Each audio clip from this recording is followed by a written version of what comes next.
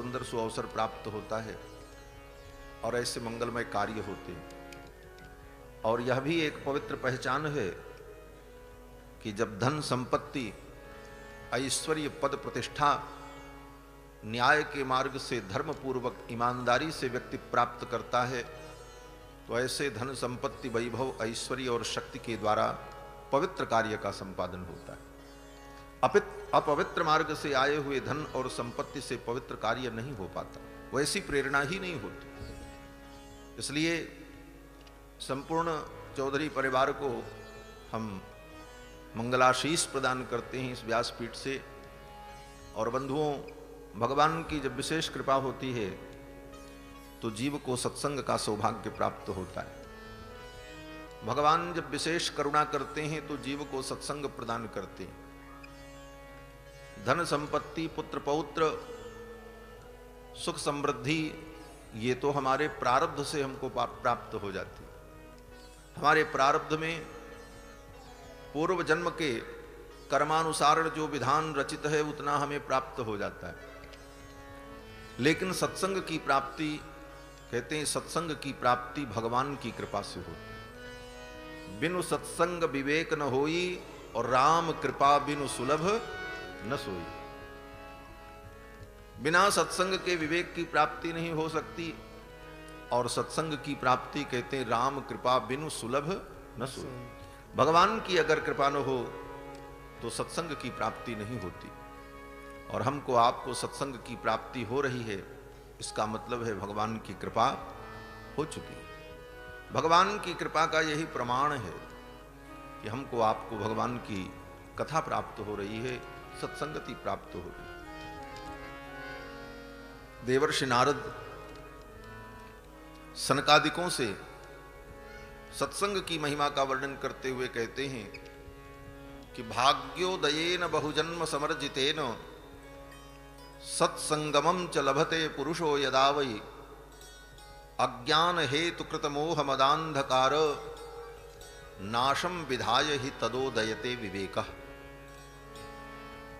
देवर्षि नारद कहते हैं कि भाग्योदयेन बहुजन्म समर्जितेन, जब जीव का भाग्योदय होता है, अनेक जन्मों के अर्जित पुण्य फल देने के लिए उद्यत होते हैं, तब जीव को सत्संग की प्राप्ति होती है। भाग्योदयेन बहुजन्म समर्जितेन सत्संगमं च लभते पुरुषो यदा वै।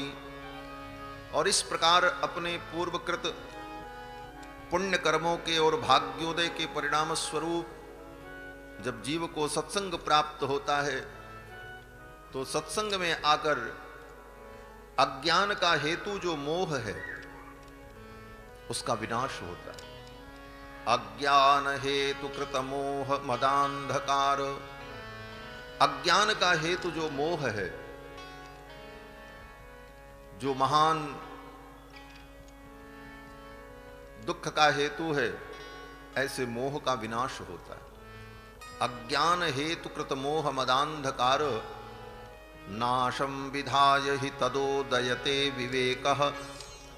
और मोह के नाश हो जाने पर विवेक की उत्पत्ति होती है।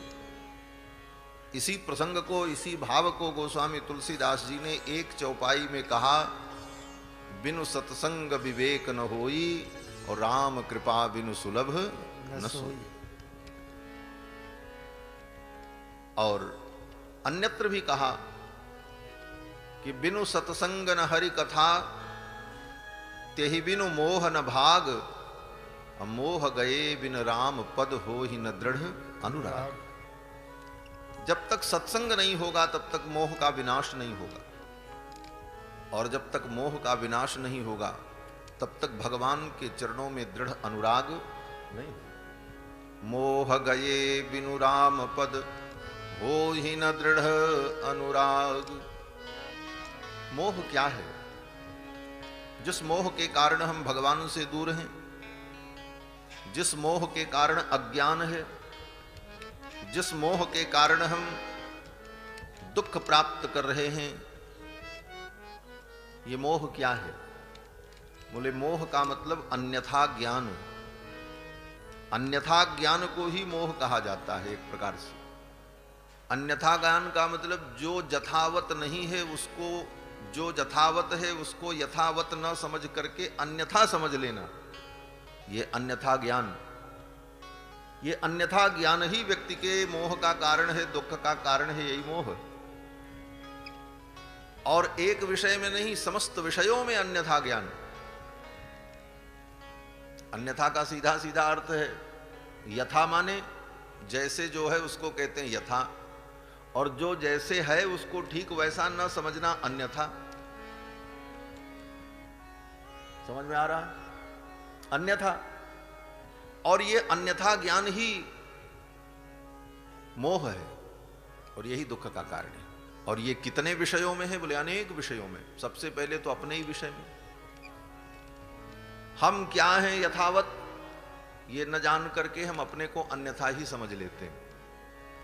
यथार्थ में हम जीवात्मा हैं, ईश्वर के अंश हैं, लेकिन इसको भूलकर हम अपने आप को शरीर मान लेते हैं कि हम यही हैं जो दिख रहे हैं। अपनी फोटो और अपना परिचय क्या देते हैं? बोले वोटर आईडी और आधार कार्ड। ठीक है, वो तो संसार व्यवहार के लिए है, लेकिन वोटर आईडी और आधार कार्ड में जो आपका परिचय हो रहा है वो क्या है? आपकी फोटो और आपका नाम, वल्दियत और आप कहां रहते हैं, ये आपका परिचय नहीं है। आप ये यथा नहीं है जो वोटर आईडी में है। वो फोटो तो शरीर का है। जब ये शरीर नहीं था तब भी आप थे। अच्छा बताओ, कभी किसी को ये अनुभव होता है कि हम कभी नहीं थे? अपनी आत्मा में एकांत बैठकर कभी अनुभव करना, कभी एक ऐसा विचार आया कभी जीवन में कि कभी हम नहीं थे? ऐसा विचार कभी आता ही नहीं। हम कभी नहीं थे ऐसा विचार कभी नहीं आता। लाख वर्ष पुरानी कथा सुनते हैं, रामायण कथा, महाभारत की कथाएं, उसके लाखों वर्ष पहले की कथाएं, सृष्टि आदि काल में कैसे थी, सुनते हुए लगता है कि हमारे सामने सब हो रहा है, हम हैं। उस समय भी अपनी उपस्थिति का हमें इस आत्मा को खुद को अनुभव होता है। अर्थात आत्मा को कभी अपने अभाव का अनुभव नहीं होता। कभी ये आत्मा को अनुभव नहीं होता अपने आप को कि हम कभी नहीं थे। लेकिन शरीर, बोले शरीर नहीं था। आज के 50 वर्ष पहले, 40 वर्ष पहले जिसकी जितनी आयु है शरीर की, उसके पहले उसका वो शरीर नहीं था, लेकिन वो था।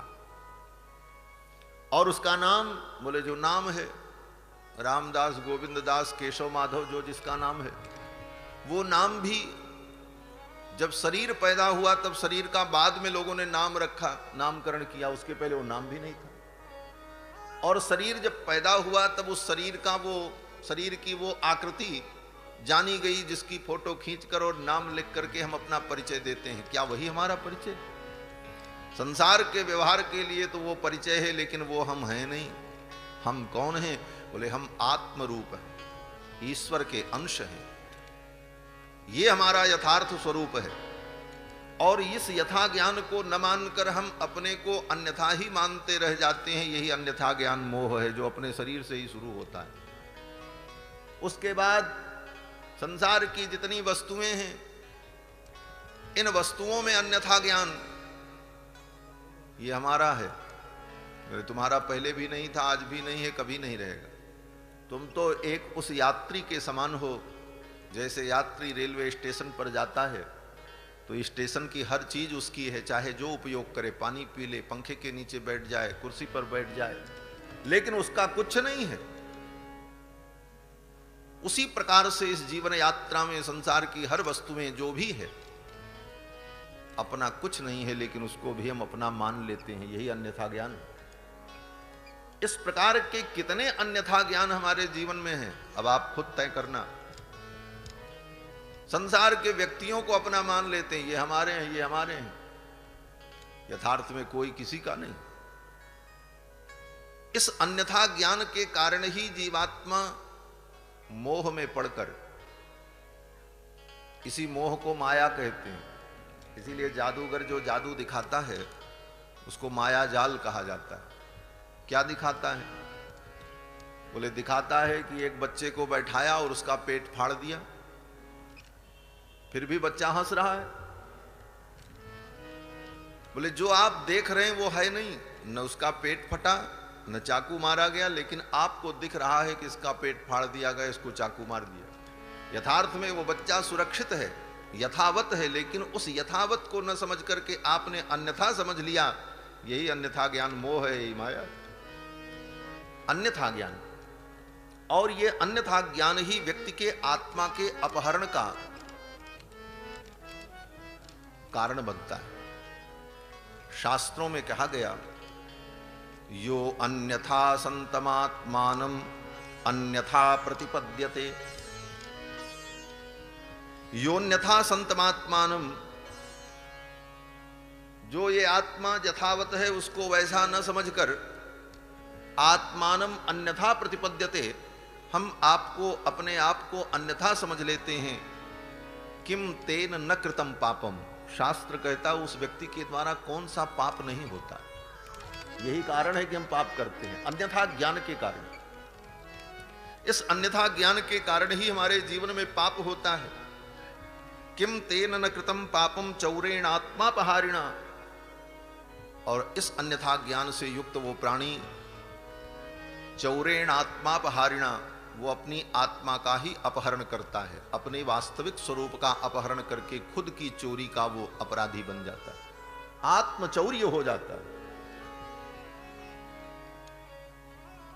यही मोह, अन्यथा ज्ञान जीव को पतन की ओर ले जाता है।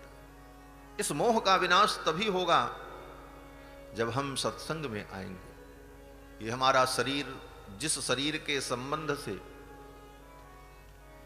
दुनिया की सारी चीजें हमारी कहलाती हैं, धन संपत्ति गाड़ी मोटर कार, माँ बाप भाई बंधु पति पत्नी पुत्र परिवार, यह शरीर भी अपना नहीं है। ये क्या है बोले, भगवान के द्वारा दिया गया एक उपहार है। विचित्रा देह संपत्ति ईश्वराय निवेदितुम। ये विचित्र देह संपत्ति जो तुमको मिली है, ईश्वराय निवेदितुम, ये भगवान को समर्पित करने के लिए।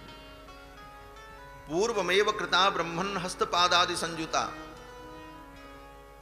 हाथ पैर नाक कान इन इंद्रियों से युक्त ये विचित्र देह संपत्ति ईश्वर ने जो दिया, इसको यथावत भगवान को वापस कर देना है। इसको अपना समझ करके इसका हमने दुरुपयोग किया तो यही हमारा मोह है, अज्ञान है। इस संपत्ति को यथावत भगवान को वापस कर दे। एक महात्मा कहते थे, ये शरीर तुमको मिला, ये तुम्हारा नहीं है, ये कर्ज मिला है, भगवान ने कर्ज दिया है। जैसे व्यक्ति को व्यापार करना हो, पूंजी नहीं है तो किसी से कर्जा ले लो, लेकिन शर्त यह है कि समय से ब्याज के सहित कर्जा वापस कर दो, यही शर्त होती। तो जीव ने कहा, महाराज हम संसार में जाकर के कर्म का व्यापार करेंगे, अच्छे काम करके अपनी पूंजी बनाएंगे। तो भगवान ने कहा, अच्छे काम करने के लिए भी तो कुछ पूंजी चाहिए, पहले तो संसाधन चाहिए।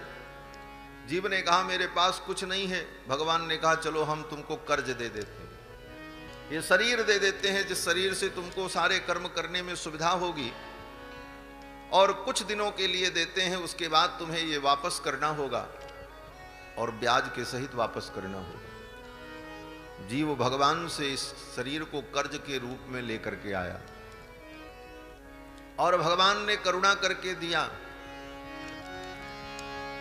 कबहू की करी करुणा नर देहि, कबहू की करी करुणा नर देहि, देत ईश बिनु है तू सनेही, देत ईश बिनु है तू सनेही, देत ईश बिनु है तू सनेही, देत ईश बिनु है तू सनेही, कबहू की करी करुणा नर देहि, कबहू की करी करुणा नर देहि। करी करुणा। भगवान कभी करुणा करके, कृपा करके ये नर तन प्रदान करते। कर्ज में मिला। एक महात्मा कहते थे, कर्ज में नर्तन मिला था, उसको तू बिसरा दिया। ब्याज का तो जिक्र भी क्या, मूलधन तू खा लिया। अब पता तुझको चलेगा तेरे उस नुकसान का, होने वाला है दिवाला पाप की दुकान का। कर्ज में नर्तन लेकर के आए थे पुण्य का व्यापार करने के लिए, और पाप की दुकान खोल ली। संत कहते हैं, कर्ज में नर्तन मिला था, उसको तू बिसरा दिया। ब्याज का तो जिक्र भी क्या, मूलधन भी खा लिया। अब पता तुझको चलेगा तेरे उस नुकसान का, होने वाला है दिवाला पाप की दुकान का।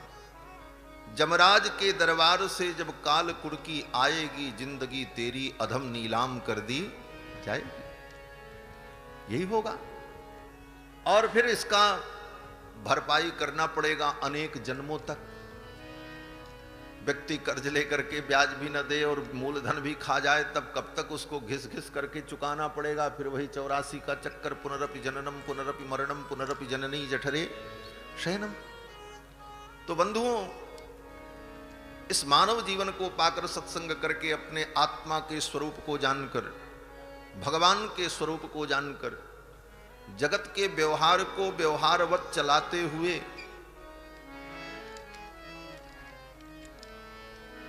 जगत के व्यवहार को जगत के व्यवहार के समान ही चलाते हुए, चलते हुए, यह समझना होगा कि हम आत्मरूप परमात्मा के अंश हैं और हमें आत्म कल्याण कैसे करना है, इस पर विचार करना। और ये विचार तभी प्रकट होगा जब आप सत्संग में आएंगे। होटल पे बैठकर चाउमीन बर्गर खाने पर यह विचार उत्पन्न नहीं होगा। थिएटर में बैठकर अच्छी अच्छी फिल्में देखते समय यह विचार उत्पन्न नहीं होगा। नेताओं के चाकचक्य भाषण को सुनकर के ये भाव उत्पन्न नहीं होगा। पार्क में और गार्डन में घूमने पर यह भाव उत्पन्न नहीं होगा। ये भाव तो तभी उत्पन्न होगा जब संतों के चरण में आकर के भगवान की चर्चा सुनो, तभी सत्संग की महिमा कही गई। और सत्संग में आकर के ये सारे विचार जब उत्पन्न होंगे, तभी जीव के कल्याण का मार्ग प्रशस्त होगा। इसीलिए कहा, जीवन में सत्संग खूब करो, चाहे घर बिक जाए। हाँ, सत्संग करो, सत्संग करो, सत्संग करो, सत्संग करो। यह अवसर फिर नहीं मिलने का, सत्संग करो, सत्संग करो। यह अवसर फिर नहीं मिलने का, सत्संग करो, सत्संग करो। यह वक्त नहीं हिल डुलने का, सत्संग करो, सत्संग करो। यह वक्त नहीं हिल डुलने का, सत्संग करो, सत्संग करो। चाहे सारी दुनिया ठुकरावे, चाहे धन संपत्ति लुट जावे, चाहे सारी दुनिया ठुकरावे, धन संपत्ति लुट जावे, चाहे थाली लोटा बिक जावे, सत्संग करो, सत्संग करो। चाहे थाली लोटा बिक जावे, सत्संग करो, सत्संग करो। यह अवसर फिर नहीं मिलने का, सत्संग करो, सत्संग करो। चाहे तन में अधिक बीमारी हो, प्रतिकूल चले नर नारी हो। चाहे तन में अधिक बीमारी हो, प्रतिकूल चले नर नारी हो। भाई नहीं बात हमारी हो, सत्संग करो, सत्संग करो। भाई नहीं बात सत्संग करो। यह अवसर फिर नहीं मिलने का, सत्संग करो सत्संग करो। यह अवसर फिर नहीं मिलने का, सत्संग करो सत्संग करो।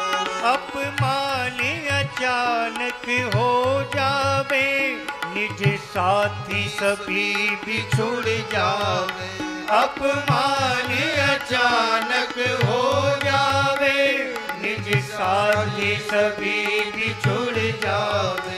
अपमान अचानक हो जावे, निज साथी सभी बिछुड़ जावे। अपमान अचानक हो जावे, निज साथी सभी बिछुड़ जावे। चाहे नित्य नई आफत आवे, सत्संग करो सत्संग करो। चाहे नित्य नई आफत आवे, सत्संग करो सत्संग करो। यह अवसर फिर नहीं मिलने का, सत्संग करो सत्संग करो। हे सुख संपत्ति के अभिमानी, कर लो अचवन बहते पानी। हे सुख संपत्ति के अभिमानी, कर लो अचवन बहते पानी। यहाँ 4 दिनों की मेहमानी, सत्संग करो सत्संग करो। यहाँ 4 दिनों की मेहमानी, सत्संग करो सत्संग करो। यह अवसर फिर नहीं मिलने का, सत्संग करो सत्संग करो। यह अवसर फिर नहीं मिलने का, सत्संग करो सत्संग करो। व्यवहार सीखना है जिसको, व्यापार सीखना है जिसको। व्यवहार सीखना है जिसको, व्यापार सीखना है जिसको। व्यवहार सीखना है जिसको, व्यापार सीखना है जिसको। व्यवहार सीखना है जिसको, व्यापार सीखना है जिसको। भव पार उतरना है जिसको, सत्संग करो सत्संग करो। भव पार उतरना है जिसको, सत्संग करो सत्संग करो। यह अवसर फिर नहीं मिलने का, सत्संग करो सत्संग करो। यह अवसर फिर नहीं मिलने का, सत्संग करो सत्संग करो। यह वक्त नहीं भूलने का, सत्संग करो सत्संग करो। यह वक्त नहीं भूलने का, सत्संग करो सत्संग करो। यह अवसर फिर नहीं मिलने का, सत्संग करो सत्संग करो। यह अवसर फिर नहीं मिलने का, सत्संग करो सत्संग करो। सत्संग करो सत्संग करो। सत्संग करो सत्संग करो। सत्संग करो सत्संग करो। तबला की आवाज भी नहीं आ रही है, ना हारमोनियम की आवाज आ रही है। इनकी गाने वालों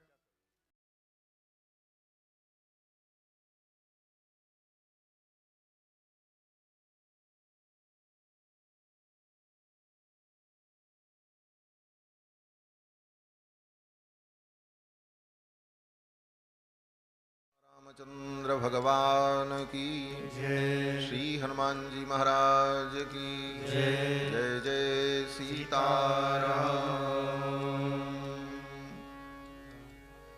भगवान श्री सच्चिदानंद की मंगलमयी कृपा के फलस्वरूप हम सभी लोग सत्संग का लाभ प्राप्त कर रहे हैं। सत्संग की अपूर्व महिमा है।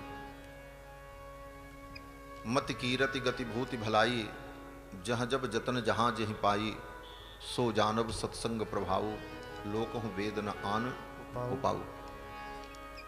सत्संग जीवन में मिलता रहे तो जीव को सब कुछ प्राप्त हो जाता है। भगवान शंकर ने भी प्रभु श्री राम से यही मांगा कि बार बार बर मांगहूं, हर्ष देव श्री रंग, पद सरोज अनपायनी, भक्ति सदा सत्संग सदा मिले। और सत्संग सदा मिलता रहे तो जीवन में सब संभव है। आत्मस्वरूप का ज्ञान, परमात्मा के स्वरूप का ज्ञान, परमात्मा की प्राप्ति, भवबंधन से विमुक्ति, ये सब कुछ जीव को प्राप्त हो जाएगा, सत्संग मिलता रहे। और भगवान की महती कृपा, श्रीमद् वाल्मीकि रामायण के माध्यम से भगवान श्री राम की मंगलमयी चर्चा हम सभी लोग श्रवण कर रहे हैं। कल के प्रसंग में आप सभी लोगों ने श्रवण किया कि भगवान श्री राम के दरबार में कुश और लव भगवान के पुत्र इस पवित्र गाथा को सुना रहे हैं और भगवान श्री राम बैठ करके इस गाथा को श्रवण कर रहे हैं। और केवल भगवान श्री राम ही नहीं, वशिष्ठ, जाबाली, मार्कंडेय, कात्यायन, वामदेव, ऐसे महामुनि लोग बैठ करके श्रवण कर रहे हैं। तीनों माताएं बैठ करके श्रवण कर रही हैं। तीनों बधुएं श्रवण कर रही हैं, मांडवी, श्रुतिकीर्ति, उर्मिला।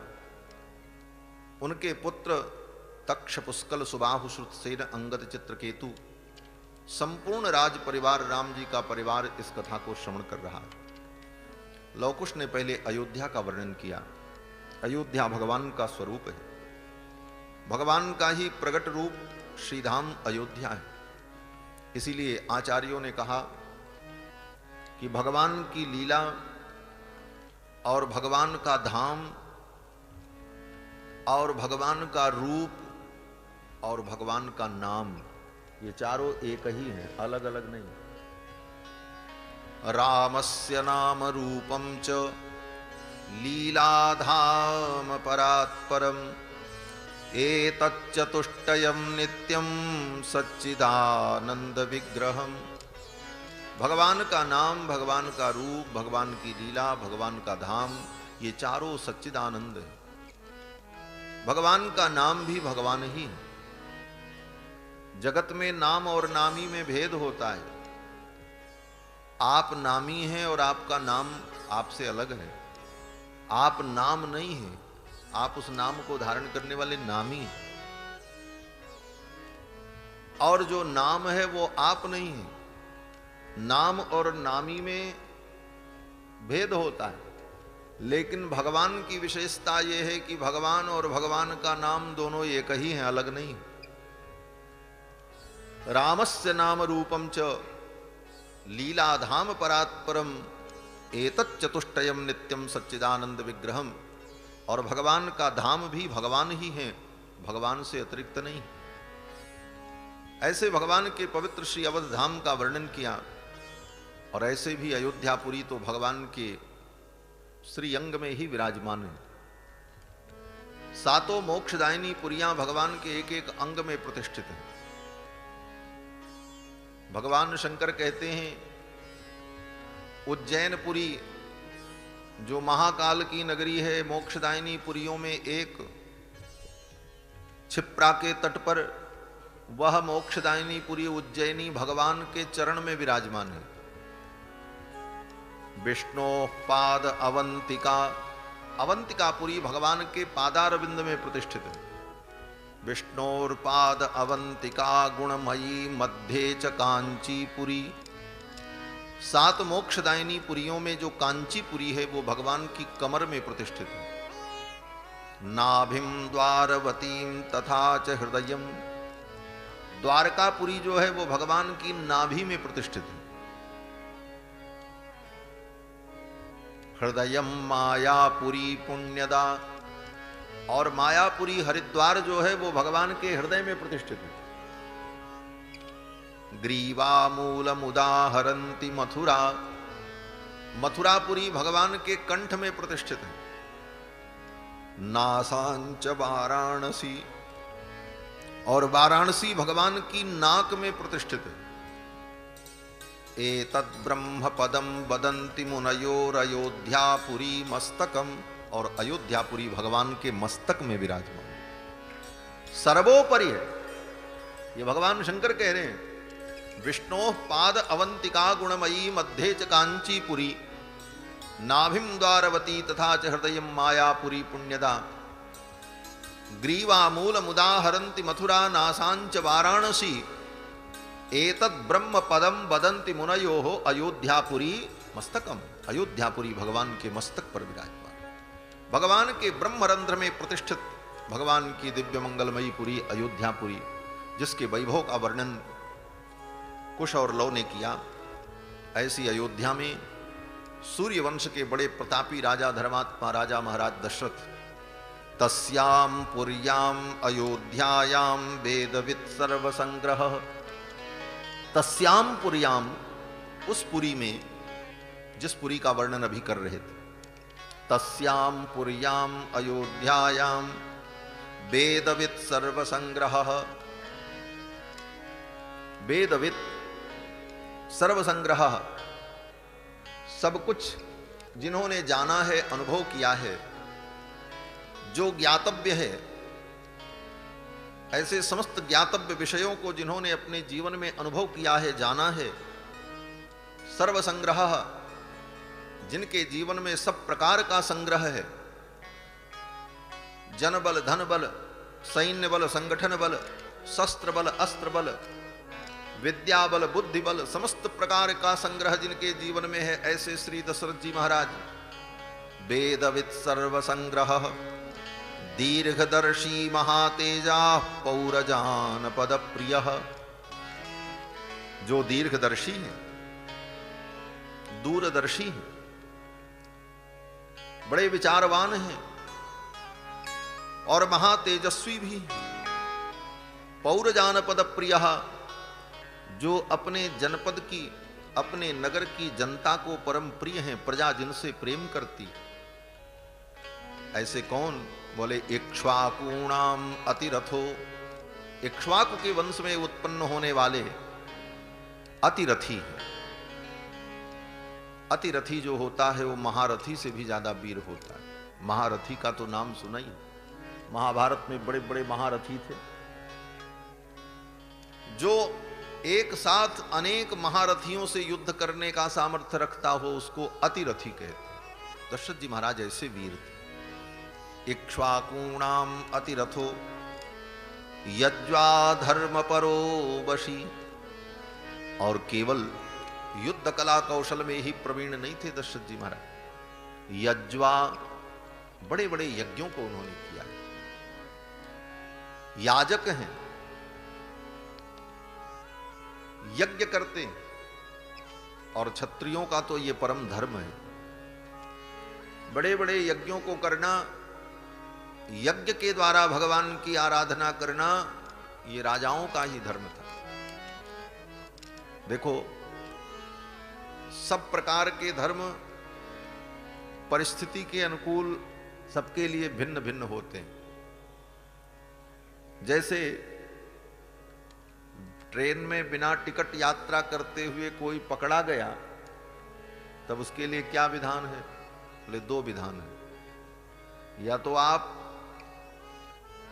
2000 5000 जो जुर्माना तय किया जाए वो जुर्माना आप दे दो, आप मुक्त जाओ। और अगर जुर्माना नहीं है तो बोले चलो 2 महीने जेल में रह करके चक्की पीसो।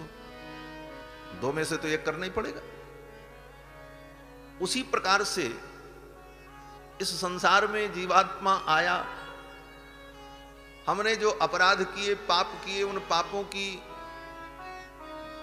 अशुद्धियों की निवृत्ति कैसे हो, उसका प्रायश्चित्त कैसे? बोले 2 विधान है। एक विधान तो यह है कि जुर्माना दे दो।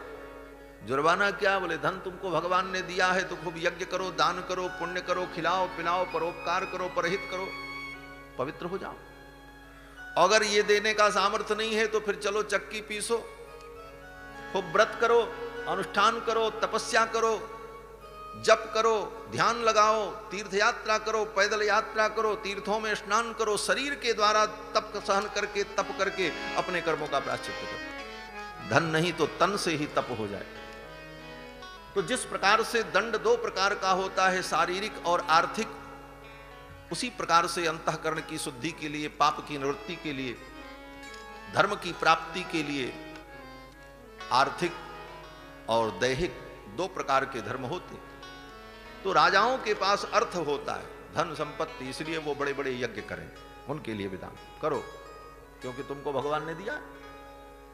और ब्राह्मण लोग बोले, ब्राह्मण बेचारे गरीब, तो वो क्या करते, बोले वो तपस्या करें, भूखे रहो, व्रत करो, अनुष्ठान करो, जप करो, इस प्रकार से तुम सहन करके अपने तप के द्वारा अपने को पवित्र करो। और राजा महाराजा लोग बोले यज्ञ करो। इसीलिए बड़े बड़े राजा महाराजा लोग ही बड़े बड़े यज्ञ करते। बड़े बड़े मठ मंदिर, आश्रम, देवालय का निर्माण, बोले ये भी राजाओं का कार्य था।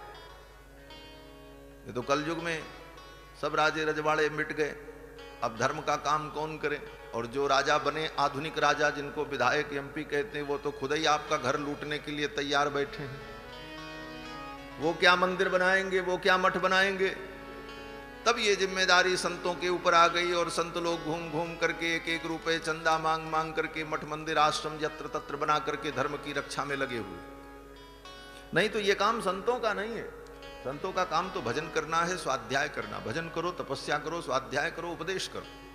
ये मठ मंदिर चलाना, आश्रम बनाना, ये राजा महाराजा लोगों का काम होता है।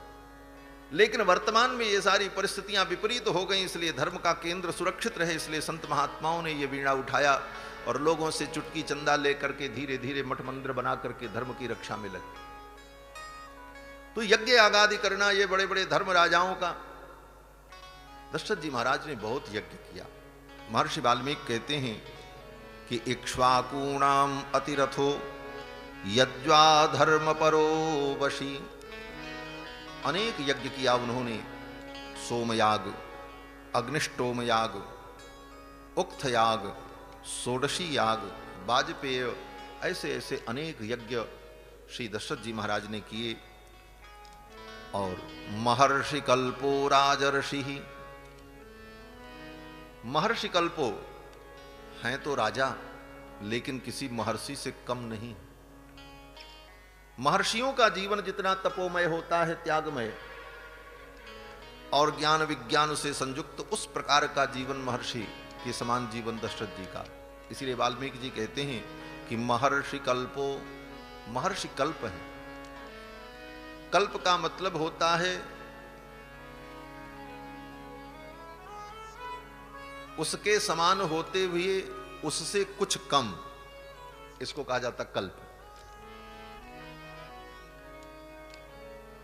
महर्षि कल्प का मतलब महर्षि के समान होते हुए महर्षि से कुछ कम है, लेकिन महर्षि के समान ही हैं, ये अर्थ हुआ। महर्षि कल्पो राजर्षि और राजर्षि हैं। त्रिषु लोकेषु विश्रुतः। तीनों लोकों में दशरथ जी महाराज का यश है। दशरथ जी को केवल लोग पृथ्वी पर ही जानते हैं, ऐसी बात नहीं। स्वर्ग में देवराज इंद्र से इनकी मैत्री है। देवराज इंद्र को कोई आवश्यकता होती है, कोई विचार करना होता है, राजनीतिक विषय में कोई चिंतन करना है, चर्चा करनी है, तो दशरथ जी महाराज को सादर आमंत्रित कर। यहां तक कि स्वर्ग में देवताओं को कोई युद्ध करना हो, असुरों से लड़ाई लड़नी हो, तो उसमें भी दशरथ जी महाराज को सहयोग के लिए देवता बुलाते। और देवराज इंद्र इनका कितना आदर करते थे। कहते हैं जिस सिंहासन पर देवराज इंद्र बैठते, उसी सिंहासन पर दशरथ जी को भी बैठाते। ये नहीं कि वो सिंहासन पर अपने बैठे रहें देवराज इंद्र, दशरथ जी आए तो उनके लिए आइए बैठिए, आसन लगा ना। ये तो सामान्य व्यक्ति के लिए। अत्यंत आत्मीय के लिए स्वयं उठ करके खड़े होकर अपने ही आसन पर उसको भी बैठाना और स्वयं बैठ जाना, यह परम आत्मीयता देवराज इंद्र की दशरथ जी के प्रति। इतना सम्मान दशरथ जी का। इसीलिए वाल्मीकि जी कहते हैं कि त्रिषु लोकेषु विश्रुतः। तीनों लोकों में इनकी क्या कीर्ति सुनी जाती। और धन संपत्ति। बोले दशरथ जी के पास इतनी धन संपत्ति, इतना धन कि उतना धन कुबेर के पास भी है। महर्षि वाल्मीकि कहते हैं कि धनैश्च संचयैश्चान्यैः शक्रवैश्रवणोपमः। दशरथ जी का राज्य इंद्र के स्वर्गीय राज्य के समान और कोष और धन बोले वैश्रवण के समान। वैश्रवण माने कुबेर। विश्वश्रवा के कुल में उत्पन्न होने के कारण कुबेर का एक नाम वैश्रवण है। तो वैश्रवण के पास, कुबेर के पास जितना धन है उससे भी ज्यादा धन दशरथ जी महाराज के। ऐसे श्री दशरथ जी महाराज सर्वगुण संपन्न, परम पराक्रमी, वीर, महारथी, तपस्वी, याज्ञिक, यश कीर्ति संपन्न, धन वैभव राज्य लक्ष्मी से युक्त, लेकिन इतना सब कुछ होने के बाद दशरथ जी के जीवन में अगर कोई कमी है तो एक कमी है कि इनके कोई संतान नहीं। दशरथ जी महाराज के वैभव का और उनके व्यक्तित्व का वर्णन गोस्वामी तुलसीदास जी ने 2 चौपाइयों में किया। अवधपुरी रघुकुल मनि राहु, वेद विदित तेहि दशरथ नाहु।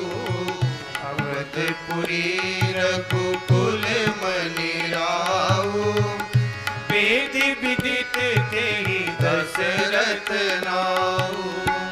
धर्म धुरंधर गुण निधि ज्ञानी, हृदय भगति मति सारंग पानी। धर्म धुरंधर गुण निधि ज्ञानी, हृदय भगति मति सारंग पानी। अयोध्यायाम वेदविद सर्वसंग्रह। और गोस्वामी जी महाराज क्या कहते हैं? अवधपुरी रघुकुल मनि राहु और वेद विदित तेहि दशरथ। वाल्मीकि जी की पंक्तियों का अनुवाद। यज्वा धर्म परो वशी। वाल्मीकि जी कहते हैं दशरथ जी महाराज यज्वा हैं, याज्ञिक हैं, धर्मपरायण हैं और वशी, जिन्होंने अपनी इंद्रियों को अपने वश में कर लिया। गोस्वामी जी महाराज भी वही कहते हैं, धर्म धुरंधर। धर्म धुरंधर का मतलब धर्म की धुरी को जो धारण करता है। गुण निधि, अनेक गुणों से संपन्न है और ज्ञानी, ज्ञानी भी है और भगवान के परम भक्त भी हैं। हृदय भगति मति सारंग पाणी। सारंग पाणी भगवान के चरणों में इनकी भक्ति है। हृदय भगति मति सारंग पाणी। सारंग पाणी के चरणों में इनकी मति लगी रहती है। भक्ति क्या है? बोले मति में, बुद्धि में, ये हमारी जो बुद्धि तर्क करने वाली है, ये बुद्धि क्या है? बोले कैंची के समान कच्च कच्च चलती रहती है। ये जल्दी किसी को स्वीकार नहीं करती, काटती रहती है। ऐसा तो ऐसा क्यों, ऐसा तो ऐसा क्यों। बोले ये कतरनी के समान, नाइफ के समान चलने वाली ये जो बुद्धि है, ये बुद्धि चुपचाप भगवान को स्वीकार कर ले, मान ले, यही भक्ति है। बुद्धि भगवान की सत्ता को स्वीकार कर ले और यथावत मान ले, हमारी बुद्धि तर्क करना बंद कर दे, यही भक्ति है। इसीलिए हमारे आचार्य भगवान श्री रामानुजाचार्य, जिनकी पवित्र परंपरा हमारी है, भगवान श्री रामानुजाचार्य भगवान की स्तुति करते हुए कहते हैं कि भगवान के चरणों में मेरी बुद्धि भक्ति रूपिणी हो जाए। श्रीनिवासे भवतु मम परस्मिन सेमुषी भक्ति रूपा। सेमुषी माने बुद्धि। बुद्धि का एक नाम है सेमुषी। तो ये सेमुषी जो हमारी है, इस बुद्धि में भगवान प्रतिष्ठित हो जाएं और हमारी बुद्धि चुपचाप तर्क करना छोड़ करके परमात्मा की सत्ता को स्वीकार कर ले। तर्क समाप्त हो जाएं, क्योंकि वेदों ने कहा कि तर्का प्रतिष्ठानात्, तर्क की अप्रतिष्ठा है। अप्रतिष्ठा का मतलब अंतहीन है। तर्क का कभी अंत नहीं होता। इसलिए तर्क से कभी भी भगवान को नहीं जाना जा सकता। भगवान को क्या, किसी भी वस्तु को आप तर्क से नहीं जान पाओगे। तर्क थोड़ी देर के लिए बुद्धि का विलास होता है। तर्क के द्वारा बुद्धि में थोड़ा प्राखर्य आता है, प्रखरता आती है, लेकिन तर्क किसी निष्कर्ष पर जीव को नहीं पहुंचा पाता। तर्क अंत में व्यक्ति को उलझा करके रख देता। इसीलिए वेदों ने कहा तर्काप प्रतिष्ठानात्, तर्क की अप्रतिष्ठा। अब एक ही तर्क ले लो। नोधा भगति कहूँ तो ही पाए, सावधान सुन धर्म नमाई, सावधान सुन धर्म नमाई, नवधा भगति कहूँ तो ही पाए, नवधा भगति कहूँ तो ही पाए, नवधा भगति कहूँ तो ही पाए। सावधान सुन, सावधान होकर के सुनो, लेकिन धर्म मन माही, इसको मन में रखो। मन का मतलब क्या है? बोले जो मान ले उसका नाम मन, और जो जान ले उसका नाम बुद्धि। बुद्धि कहती हम जानेंगे और मन कहता हम मानेंगे। बुद्धि जान करके स्वीकार करती है और मन मान करके स्वीकार कर लेता। और बुद्धि जब जानने लगती है तो तर्क का आश्रय लेती है, और बुद्धि जब तर्क का आश्रय लेती है तो तर्क अंतहीन हो जाता है और वो निष्कर्ष पर नहीं पहुंच पाती। इसलिए मान लेना, बुद्धि मान ले और वो सिद्धांत स्वीकार कर ले, यही भक्ति है। दशरथ जी महाराज के जीवन में भगवान के चरणों की परम भक्ति, हृदय भगति मति शारंग पाणी। ऐसे दशरथ जी महाराज